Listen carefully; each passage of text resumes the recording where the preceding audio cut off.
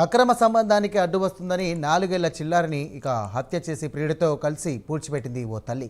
ఈ హృదయ విదారక ఘటన మెదక్ జిల్లా శివంపేట మండలం శభాష్పల్లిలో చోటు చేసుకుంది. మమత అదే గ్రామానికి చెందినటువంటి ఫయాజ్తో వివాహేతర సంబంధం పెట్టుకుంది. దానికి చిన్నారి అడ్డు వస్తుందనే కారణంతో ప్రియుడితో కలిసి గ్రామ శివార్లోని వాగు దగ్గర పూడ్చిపెట్టింది. విషయం తెలుసుకున్నటువంటి పోలీసులు చిన్నారి డెడ్ బాడీ కోసం గాలిస్తున్నారు.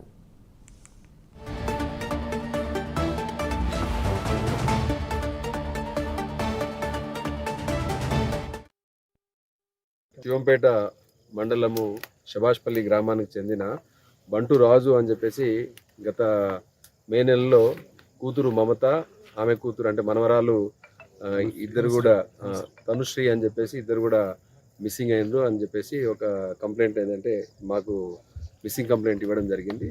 దాని మీద మేము లోతుగా విచారణ చేసినాం. అప్పటి నుంచి విచారణ చేస్తుంటే ఇదే గ్రామానికి శభాష్పల్లి గ్రామానికి చెందిన ఫయాజ్ అనే వ్యక్తితోటి ఈ అమ్మాయికి పెళ్ళయి రాయపోలు గ్రామము సిద్దిపేట కమిషనరేట్ పరిధిలోని రాయపోలు గ్రామానికి చెందిన వ్యక్తితో పెళ్లి కావడం వల్ల అక్కడ నుంచి కూడా గత మార్చ్ నెలలో అక్కడ నుంచి కూడా ఈ ఫయాజ్ అని శభాష్పల్లి గ్రామానికి చెందిన ఈ వ్యక్తితోటి ఆమె ఎలోప్ అయింది.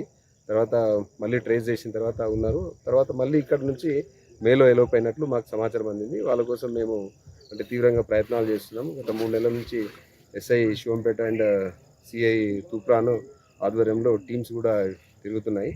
సో ఇందులో భాగంగా మాకు ఏంటంటే గుంటూరు నర్సరావుపేట ఆ ఏరియాలో ఉన్నారని చెప్పేసి మాకు సాంకేతిక ఆధారాలతోటి మాకు తెలవడంతో మేము వాళ్ళని ట్రేస్ చేసి తీసుకొని వచ్చినాము.